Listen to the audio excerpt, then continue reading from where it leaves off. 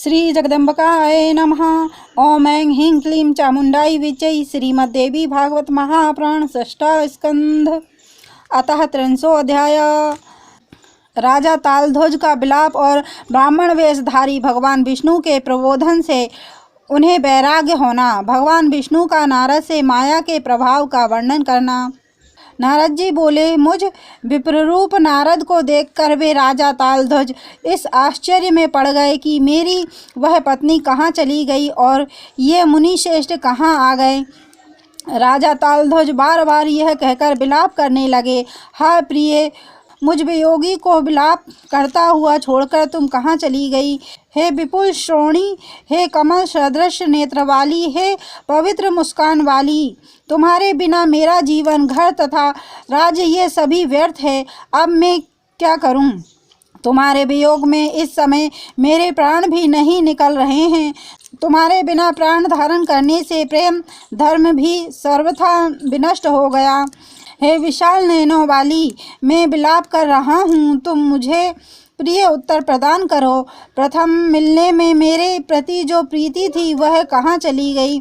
हे शुभ्रू, क्या तुम जल में डूब गई अथवा मछली या कछुए तुम्हें खा गए, या फिर मेरे दुर्भाग्यवश वरुण ने तुम्हें शीघ्र ही अपने अधिकार में कर लिया। हे सर्वांग सुंदरी, हे अमृत भाषिणी, तुम धन्य हो जो अपने पुत्रों के साथ चली गई। उन पुत्रों के प्रति तुम्हारा वास्तविक प्रेम था। यह तुम्हारे लिए उचित नहीं है जो कि दीन दशा को प्राप्त मुझ पति को इस प्रकार विलाप करता हुआ छोड़कर पुत्र स्नेह रूपी पास में बंधी हुई तुम स्वर्ग चली गई। हे कांते, हे प्रिय, मेरे पुत्र तथा प्राण प्रिय, तुम ये दोनों ही चले गए, फिर भी मुझ अत्यंत दुखित का मरण नहीं हो रहा है। मैं क्या करूं और कहाँ जाऊं? इस समय पृथ्वी पर राम भी नहीं है, क्योंकि पत्नी वियोग जन्य दुख को एकमात्र वे रघुनंदन राम ही जानते हैं।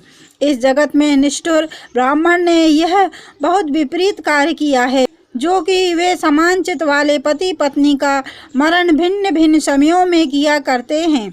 मुनियों ने नारियों का अवश्य ही बड़ा उपकार कर दिया है, जो उन्होंने धर्म शास्त्रों में पति के साथ पत्नी के भी जल जाने, सती होने का उल्लेख किया है। इस प्रकार विलाप कर रहे उन तालध्वज को भगवान विष्णु ने अनेक प्रकार से युक्तिपूर्ण वचनों से सांत्वना दी।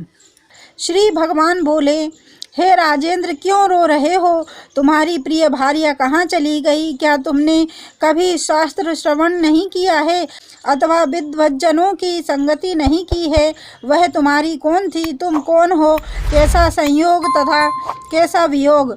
प्रवाहमान इस संसार सागर में मनुष्य का संबंध नौका पर चढ़े हुए मनुष्यों की भांति है। हे निपश्रेष्ठ, अब तुम घर जाओ। तुम्हारे व्यर्थ रोने से क्या लाभ? मनुष्यों का संयोग तथा वियोग सदा देव के अधीन रहता है। हे राजन, विशाल नयनों वाली इस किशोरी सुंदर स्त्री के साथ जो भोग करना था, अब इसके साथ आपके संयोग का समय समाप्त हो चुका है। एक सरोवर पर इसके साथ आपका संयोग हुआ था। उस समय इसके माता पिता आपको दिखाई नहीं पड़े थे। यह अवसर काकतालीय न्याय के अनुसार जैसा आया था वैसा ही चला गया। अतः हे राजेंद्र, शोक मत कीजिए, काल का अतिक्रमण नहीं किया जा सकता। अपने घर जाकर समय अनुसार प्राप्त भोगों का उपयोग कीजिए। वह सुंदरी जैसे आई थी वैसे ही चली भी गई। आप जैसे पहले थे अब वैसे ही हो गए। हे राजन, अब आप घर जाइए और अपना कार्य कीजिए। आपके इस तरह रोने से वह स्त्री अब लौट तो आएगी नहीं। आप व्यर्थ चिंता कर रहे हैं। हे पृथ्वीपते, अब आप योग युक्त बनिए। समय अनुसार जिस प्रकार भोग आता है उसी प्रकार चला भी जाता है। अतएव इस सारहीन भव मार्ग के विषय में शोक नहीं करना चाहिए। ना तो अकेले सुख का संयोग होता है और ना तो दुख का। घंटी यंत्र की भांति सुख तथा दुख का भ्रमण होता रहता है। हे राजन, अब आप मन को स्थिर करके सुखपूर्वक राज्य कीजिए अथवा अपने उत्तराधिकारी को राज्य सौंपकर वन में निवास कीजिए।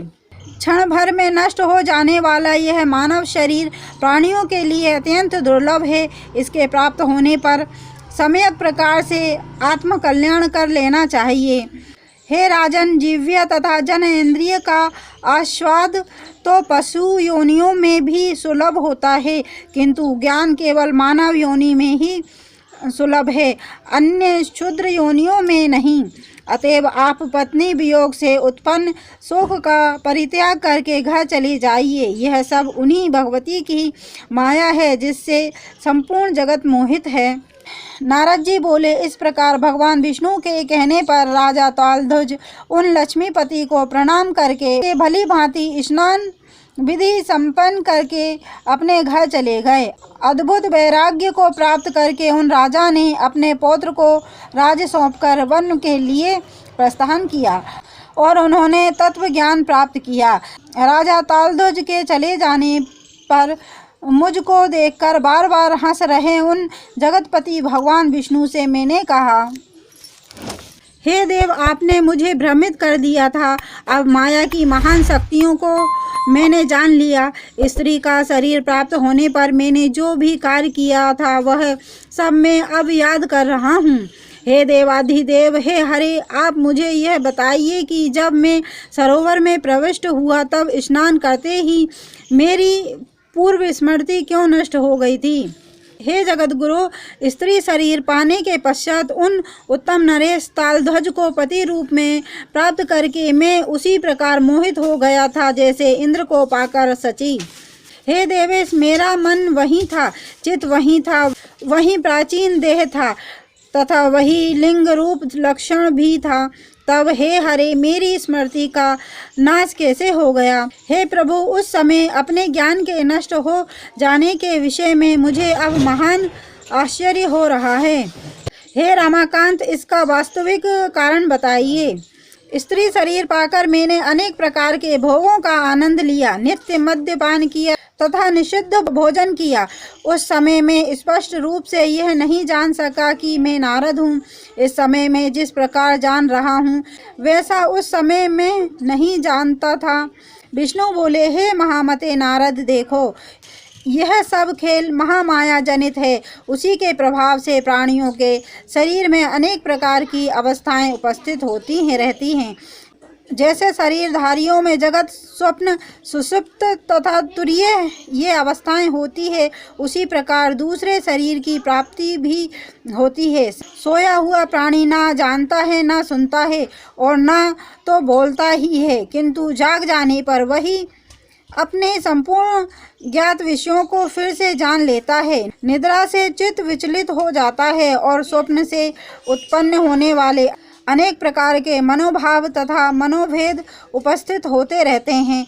उस अवस्था में प्राणी सोचता है कि हाथी मुझे मारने आ रहा है, किंतु मैं भागने में समर्थ नहीं हूँ। क्या करूँ? मेरे लिए कोई स्थान नहीं है जहाँ मैं शीघ्र भाग चलूँ। कभी कभी प्राणी स्वप्न में अपने मित्र पितामह को घर पर आया हुआ देखता है। वह समझता है कि मैं उसके साथ मिल रहा हूँ, बात कर रहा हूँ, भोजन कर रहा हूँ। जागने पर वह समझ जाता है कि सुख दुख संबंधी ये बातें मैंने स्वप्न में देखी है। उन बातों को याद करके वह लोगों को विस्तार पूर्वक उनके बारे में बताता भी है। जिस प्रकार कोई भी प्राणी स्वप्न में यह नहीं जान पाता कि यह निश्चय ही भ्रम है, उसी प्रकार माया का ऐश्वर्य जान पाना अत्यंत कठिन है। हे नारद, माया के गुणों की अगम्य सीमा को ना तो मैं जानता हूँ और ना तो शिव तथा ना ब्रह्मा ही जानते हैं, तो फिर मंद बुद्धि वाला दूसरा कौन मनुष्य उसे पूर्णतः जानने में समर्थ हो सकता है। इस जगत का कोई भी प्राणी माया के गुणों को नहीं जान सका है।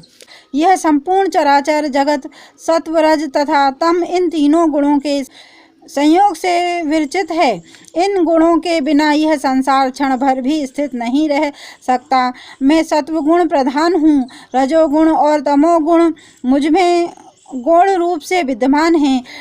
तीनों गुणों से रहित होने पर मैं अखिल भुवन का नियंता कभी नहीं हो सकता।